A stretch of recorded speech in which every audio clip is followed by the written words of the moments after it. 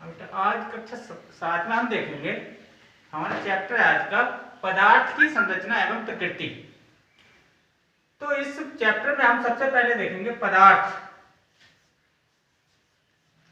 पदार्थ पदार्थ है क्या, से दूसरे हम द्रव्य भी कहते हैं। द्रव्य, पदार्थ या द्रव्य।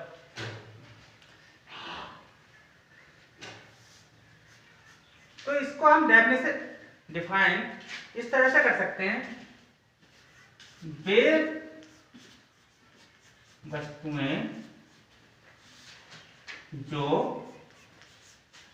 स्थान घेरती हैं, जो स्थान घेरती हैं, क्या कहलाती हैं? पदार्थ।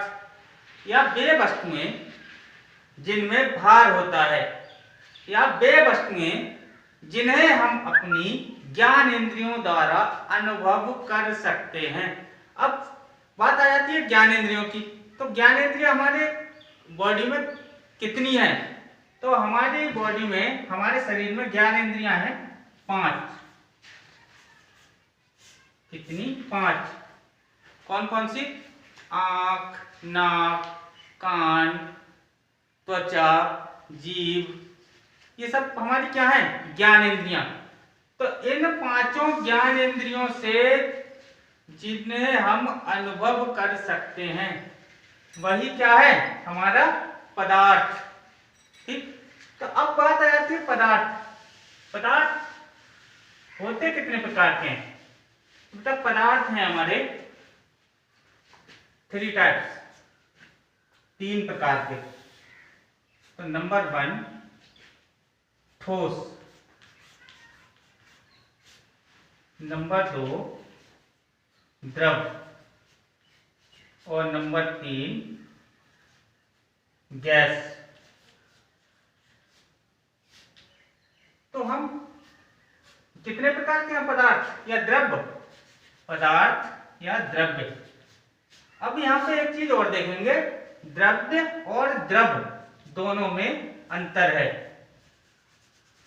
द्रव्य और द्रव्य में अंतर है। यहां पे लोग कंफ्यूज हो जाते हैं कि द्रव और द्रव्य एक जैसा लिखने की कोशिश करते हैं कभी कभी, तो दोनों में अंतर है। तो देखो अब अंतर अभी पता पड़ जाएगा द्रव और द्रव्य में। तो सबसे पहले देखेंगे हम ठोस। तो ठोस को हम किस तरह से समझेंगे? वे पदार्थ या वे वस्तुएं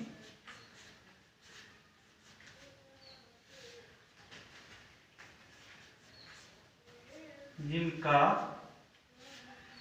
आयतन व आकार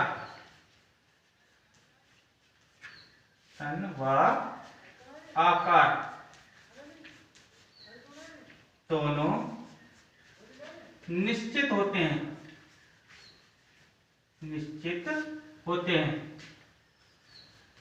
क्या कहलाते हैं? ठोस वे वस्तुएं या वे पदार्थ जिनका आयतन व आकार दोनों ही निश्चित हों, क्या कहलाते हैं? हमारे ठोस। अब इसी तरह से हम द्रव को देख लेंगे। वे वस्तुएं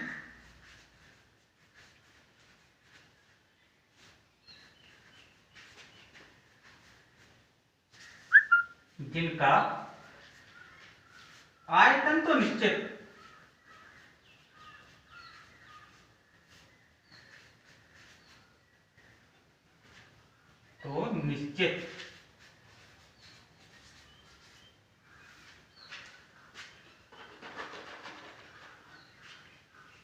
लेकिन आकार अनिश्चित होता है।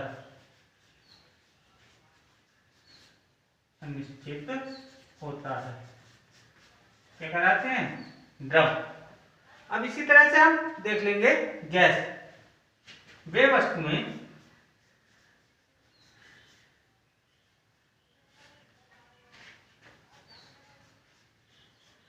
जिनके आयतन व आकार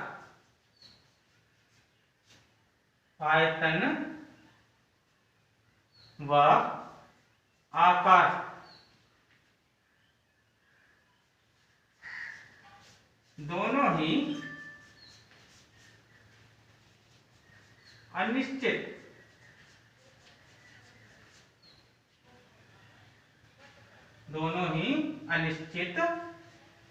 होते हैं। क्या कहलाते हैं? गैस। तो हम एक बार देख लेंगे पुनः दोबारा से। वे वस्तुएं जिनका आयतन व आकार दोनों ही निश्चित होते हैं क्या कहलाती है? ठोस, द्रव।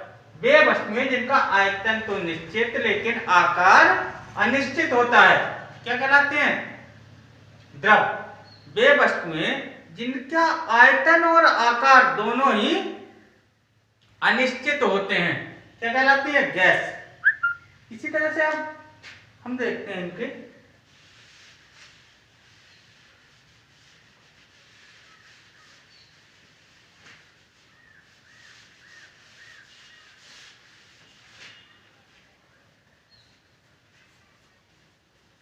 गैस।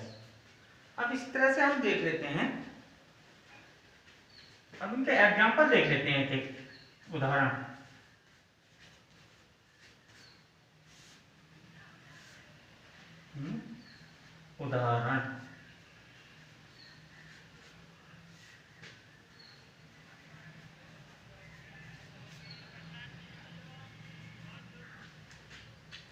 तो उदाहरण में सबसे बढ़िया इन तीनों का एक उदाहरण है, वो है वर्ग। तीनों का ही एक उदाहरण सबसे अच्छा वाला वर्ग है। यदि वर्ग 0 डिग्री सेल्सियस पर है तब वह एक ठोस है, और वो अगर 0 डिग्री सेल्सियस से नीचे 50, 25, 50, 60, 70 इस टेम्परेचर पर है तो वो है द्रव। और अगर वो 100 से ऊपर पहुंच जाता है, 100 से ऊपर हम उसे गर्म करना शुरू कर देते हैं तो वो कौन सी अवस्था में आ जाता है? गैस अवस्था में। इसके अलावा देख लेते हैं, लोहा है, यहां देख लेते हैं पानी, यहां देख लेते हैं CNG। इसी तरह से हम इन्हें और भी एग्जाम्पलों द्वारा डिफाइन कर सकते हैं।